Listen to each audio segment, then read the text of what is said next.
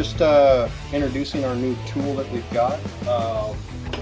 This is the ring squaring tool for your cylinders, and I'll explain kind of what it does. Sometimes when you're trying to put your rings in the cylinders to do all your ring gap stuff, you'll run into a piston like this, or with a funny dome that you can't really square it unless you're using a flat top piston to get the ring nice and square. So what we did is made this tool so when you slide the ring in, you take the size and put the ring in, slide it down, pull it out. Now your ring is perfectly square to do your gapping. And we've got these sizes all the way up to 4.5 inch right now.